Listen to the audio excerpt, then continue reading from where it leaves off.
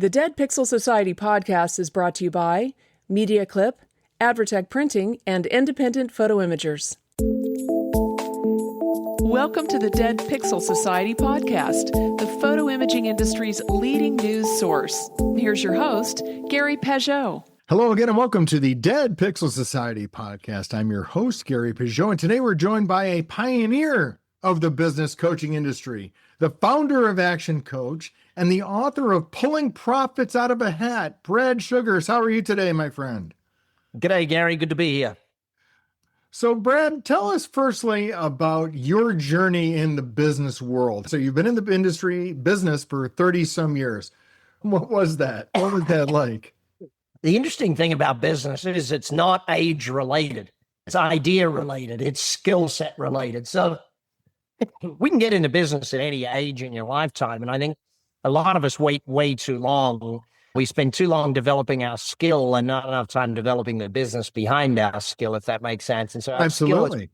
We get our skill paid for by someone else, and they make the capital value. And then eventually we realize, hey, I've been doing this for someone else long enough. It's probably time I did it for myself. I started in business, my first business, I had employees at 15 years of age. So obviously I'm most known for Action Coach because it's what now we're just under 1,100 offices in 85 countries around the world. So that one we're fairly well known for because we've done billions in revenue. But other than that, I have very boring companies, catering companies, commercial cleaning companies. I've owned all of them sort of thing. But I do have some exciting ones too, restaurants, bars, a brewery, gaming business here. I'm in my hometown of Las Vegas. So yeah, all sorts of different things. And I think my passion, though, where I get to live my legacy is by teaching. So let's talk a little bit about those boring businesses, because a lot of the businesses I've been reading now about people starting businesses, it are typically businesses where, you know, there maybe not be a lot of technological innovation happening, right? I talk a lot with people about AI and imaging and all this other stuff. But the reality is most businesses have a great process down and just execute the process and be able to kind of hone that down. What has been your experience with that sort of viewpoint? That it's maybe not the greatest of high profile ideas, but if you want to build a profitable business, cleaning gutters can be a great thing. Look, I look at it from several perspectives. Number one, where is the margin? Because a business is not about sales. It's about where's the bottom line. And I think too many of us get too focused on the top line and not enough focus on the bottom line sort of thing. I know in our system, we actually show people how much does it cost you to be open per hour in your business sort of thing. And it's like some people sit there and go, hang on, I've got to work until 2:30 or 4 o'clock before I start making a profit each day. That's not a fun thing to look at. So yeah, number one, where's the margin? Number two, what can I sell at some point? So when you think about creating a business, there's really only one reason to start a business, and that is to build something that you can eventually sell. So it's great to have the cash flow and the profits and the salary from your own business, but ultimately it's the capital value that adds real value to a business. So we want to make sure that we're looking at something that sells. And you know what doesn't sell? Businesses that are owner dependent, businesses that are dependent upon that genius. And it's very hard to scale chaos and it's very hard to scale genius. And so when I'm looking at what I can sell, I'm looking for something that I can scale in most cases. So that's a big part of it. And the third thing I'm looking for is something that I can take international or at least national in that particular business. So in a lot of cases, Gary, technology becomes a part of the business, but it isn't the business. I like the example of, say, Pizza Hut versus Domino's. They're both in the pizza business, but Pizza Hut is a business that sells pizza and uses technology. Domino's is a technology company that sells pizza. So that to me is where I think slight difference in the way we look at things. But you raise an interesting point about getting out of the business, because I've run into that a lot in specifically the photo industry, where you have people who got into the business because they love photography, they love printing, they love customers or whatever, and they haven't really developed a business that's sellable because, like you said, it's the knowledge base is in the owner's head, and they haven't really put together processes to capture that information to to even start documenting processes or coming into this place. How typical is that for what your people are running into? Owner dependency is one of the biggest contributing factors to business challenges, because the bigger the business, the more pressure on you, the more that runs. And it goes from you being in control to you becoming the bottleneck. So that's the thing. Now, if you look at the industry, the biggest challenge with the industry is that it doesn't create recurring revenue streams. The success in the business is, okay, how do we create a recurring revenue stream? How do we get customers that keep buying month in, month out sort of thing? And so a lot of the time, those two single factors are the things that with the industry, I start looking at. Building a team that can run the business, handing off the skills, all of those sorts of things can be done. My business is similar to that in some ways, in that we have to have that level of ability to transfer the knowledge and the ability to do it. And then you got to create a package that you can sell. That's a package that's consistent. I'll give you one example. So a young lady who was, when she started out, she was the photographer for me and my family, just doing the photos for us as a family. Yeah. And over time, as I got to know her, and I would ask her business questions and we would chat about things. And I said, what if instead of families were your customer, schools became your customer? How do you, instead of getting one family be your customer, get one school to be your customer? And the school needs you every week for a different project, a different thing, a different whatever type stuff. And so she changed the model of the business. And all of a sudden now she has a dozen schools that are her customers. She has a dozen photographers that are allocated to each school. That makes sense. It's like, it's a different way of thinking of the business. I use the music business as an example a lot, because you can be in the music business as a drummer in a band, or you can be Spotify. There's elevated levels to every part of every business. Sure. And just because you're in the pixel business, it doesn't mean you need to be the gal or the guy behind the camera all the time. It could mean you've developed something that every photographer uses. It could mean you develop. So there's a lot of ways to look at it as a business more than a job where you're self-employed. And I think that's important because you need to be in touch with what the customers are actually coming to you for, right? I think there's certain people who have assumptions that just because I am opening a restaurant or I have a photo studio or whatever, that people are coming to me for those specific things without really understanding really what need are you fulfilling, identifying what the actual need is. Like you said, you mentioned earlier, Pizza Hut and Domino's. Those are actually same product, different use cases. You may want to sit in a Domino's or sit in a Pizza Hut because you're having a family event. You just need pizza, so you get it delivered from Domino's.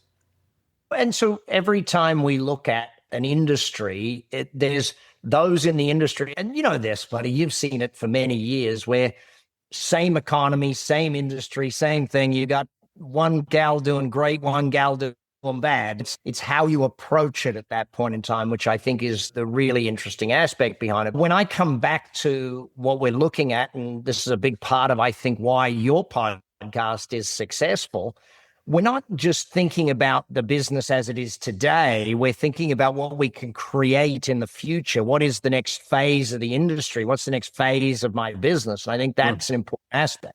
Yeah, because you can't really sit on your past successes, right? When you talk about business sales earlier, as people have listened to the podcast before, they know I teach a little entrepreneurship in the prison system. One of the things I talk about when I talk about valuing a business for sale is whoever's selling a business is buying the future potential. They're not rewarding you for the past. And most people don't think of it like that. Current success just means you know what used to work. So let's be clear about that. So let's talk a little bit about when you're putting together your staff, how important is it, your team, if you will, to have people who are going to push back or challenge things? Or do you just want people who are just going to unquestionably follow you? It really depends on what phase of business you're in. If you're in that early phase, growing to your first million, you really want people who just get the job done. You don't want high-level thinkers getting to your first million. You're the thinker and you're surrounded by helpers, if that makes sense. Your first million, you don't want the pushback. You don't want all of that stuff. You just want people who will get the job done. You need a marketing manager. You just need a marketing person. You just need someone to do it. It could be a VA. In these days, it could be an AI agent sort of thing, getting to your first million. Now, getting to 10 million, now what you want is a group of managers. Again, not necessarily pushback. People that can get the job done, whether you're there or not, will get the work done. You can still be the thinker. You're the leader, and you have a team of managers to get to your 10 million.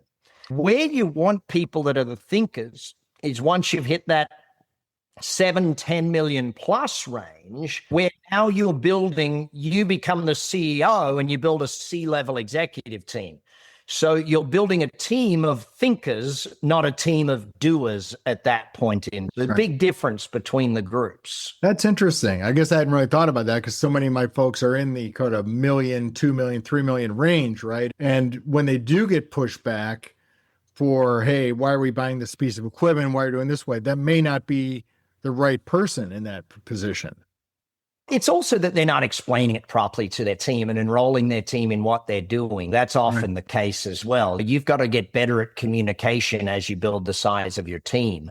When you got to remember, you're building the business, but the business is building you. And that's really important to understand, is that tough customer is teaching you how to do customer relationships better. That team member that didn't work out is teaching you how to do recruitment better or leadership or management better, sort of thing. And I find in today's world, unfortunately, Gary, that once you get into that 1 million to 3 million range, if you don't build managers and a management system, then your business is going to be bottlenecked basically with you. You become the bottleneck. What was control getting to 1 million becomes a bottleneck getting to 10. So what are the types of things people can experience when they realize they're becoming the bottleneck? What are some of the things that are happening within the business that it's like, oh my gosh, I realize I'm the problem, or I need to adjust what I'm doing? Yeah.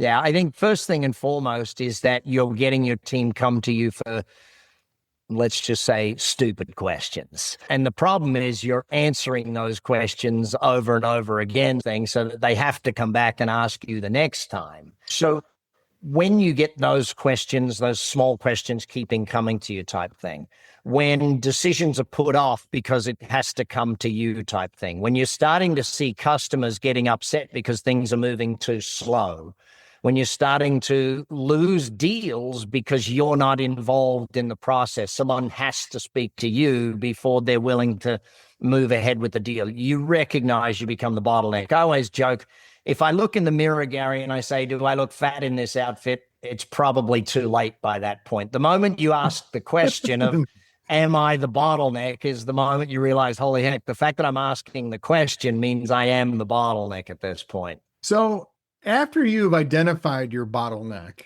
and you've worked on that, what do you do then, right? Because now you've got people who are maybe enjoyed building the business up to that point, maybe either reluctant to move, to bring people on, or change their mindset. What are they going to do all day?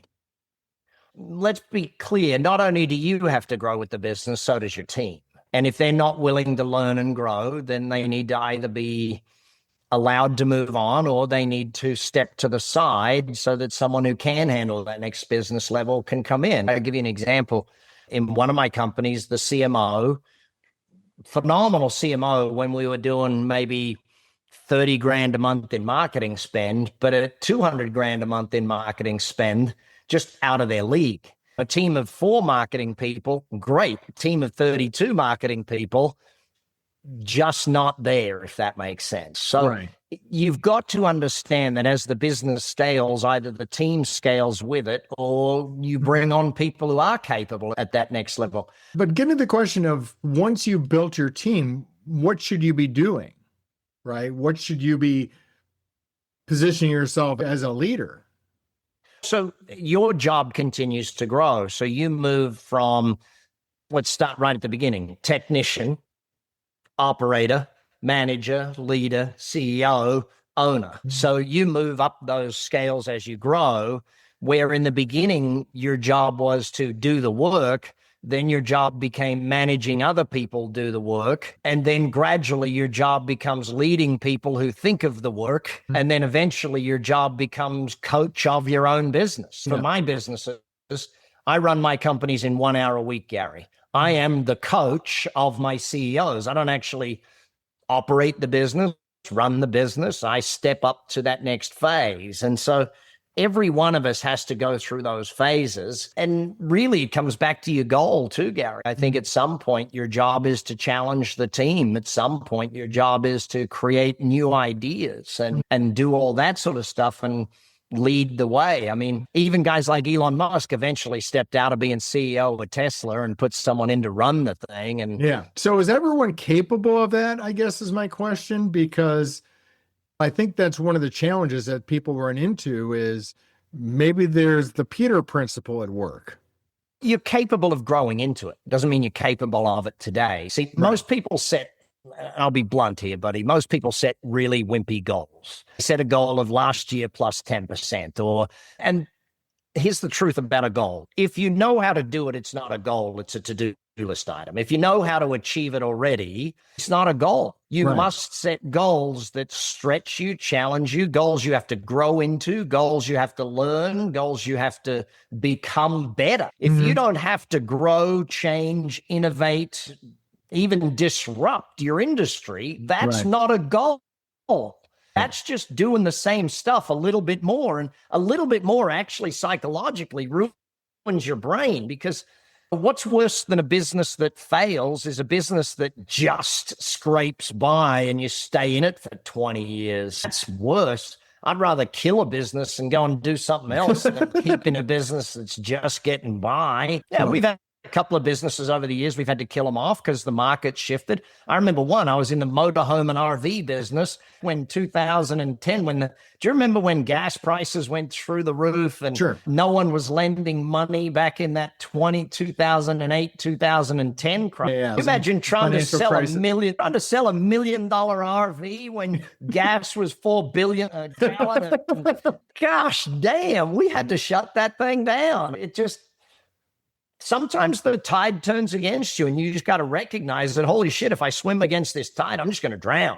We've got to do that. But on the flip side of it, be willing to set a goal that challenges you to grow. When you ask the question, is everyone capable of it? Everyone's capable of growing into it. But whether you're willing to learn and willing to grow and willing to hire people who are better than you, that's a totally different question. If you're not willing to hire people who are better than you, then get out of the way. It's going to limit your business type thing. I look at my CMO knows more about marketing than I ever will. My CFO is so much better at finances than I could ever be. It's holy heck, I don't know how he does that shit. And I don't want to know how. Because if I know how, I'm going to try and do it. And I don't want to know that. I want to stay focused on the stuff I'm good at. I get to do this teaching and be in the face of the company. I love doing that stuff, Gary. I don't want to be sitting there reading legal documents. That's why I got a legal office. Not fun for me. But at one point, you kind of had to do some of that stuff because when you were... Not had to. We didn't have money to pay anyone to do that stuff in the beginning. Yeah. And so you've got to learn it. But here's the thing that I know. I had to learn enough of it so that I could employ someone to do it that could do it better than me. Okay. Yeah. And you have to do it for a period until you learn enough. I think if you don't learn marketing, how are you going to even ask a marketing manager the right questions to if they're any good or not? So that to me is an important aspect of that learning. Yeah. And in a prior life at a previous company I worked at, the management philosophy was hire your replacement. Because the idea is you couldn't be advanced or promoted in the company if you didn't have somebody who could do your job. Yeah, it's hire your replacement or build your replacement even. I like the idea of building a replacement because when you think of that, but it's not just building a replacement, buddy. It's building someone who can outperform you, building someone who can do it better than you, building someone who can take it to another level that you couldn't think. And sometimes that's recruiting someone, not just hiring someone. Yeah. It's going, and there's a difference between recruiting and hiring. Most people do hiring. I like to think of recruiting like a sporting team. You go and find the best person for that position and you go and recruit them to come work in your company. So when people are getting advice on their company, what are some of the 2 or 3 things that they should listen to as opposed to the things that, because there's a lot of bad advice out there, right? There's just the business articles out there are just filled with it. Follow your passion, and that's enough. That's all you need, and all those kind of things. Follow what you're damn good at. Don't follow your passion. If you follow your passion, you end up hating your passion and failing at whatever it is you did. Follow what the old Japanese ikigai of what you're good at, what you're passionate about, what the market is willing to pay for. Like, you got to get into that sort of thing. Look, I know this. As a business coach, I think that there's three things I would say to someone. Number one, look for someone who's results focused more than anything. If they're results focused first, then there's a very good chance you'll get amazing results. Second thing is, look at someone who's helping you build systemic approach to it. So they're installing systems with you, not just talking to you about how to do it type thing. I think it's important that we look at it from that perspective. And number three, look at someone you can get along with long term. A good coach is going to be with you for a period of time. They're not just going to be with you for a day, a week, a month. If you've got a good coach, like your favorite sporting team, how long do you want them to have a great coach? That would be forever. You know, when a great sporting team has a great coach, they get great results. If they don't have a great coach, they don't get great results. So great relationship, focused on results. We at Action Coach teach our coaching works in 4 areas: care, community, accountability, results, education. So we want you to join a community of other business people. If there's not a community, we find that business owners learn better when they're part of a group of business owners. Second, accountability. If there's not someone who's going to actually hold you accountable to the numbers, because as a business owner, if you're the owner and the CEO of your own company, you suck at both jobs. I'll be blunt about it. You go home and you lie to yourself. Hey, CEO, you did good. Yes, owner, I did great. No, you didn't. You're both telling the story right there. Third is a results focus. Measure the numbers. Don't come to me with story. Come to me with actual numbers of actual results, and not how hard you worked. Come and show me what numbers you actually achieved in that thing. And then fourth is the education. They've got to bring new knowledge to you at all points in time. That's a big part of the success of it. So if people wanted more information about Action Coach and things you guys do, how do people reach out and learn more about it? You can either jump on Instagram, follow me on Instagram, and DM me the word playbook. I'll send you the playbook on it. Or jump on actioncoach.com and just hit the 2 weeks coaching for free button. We coach every business in the world for 2 weeks for free. We only do 5 per week per coach, so there's a limited number, obviously, but we do it that way because you find out if coaching's for you and we find out if coaching works with you. So it's a two-way street. Great. Listen, Brad, it's been great talking with you and feeling your energy. Thank you so much. Cheers, buddy. Great to be here. Thank you for listening to the Dead Pixel Society podcast. Read more great stories and sign up for the newsletter at www.thedeadpixelssociety.com.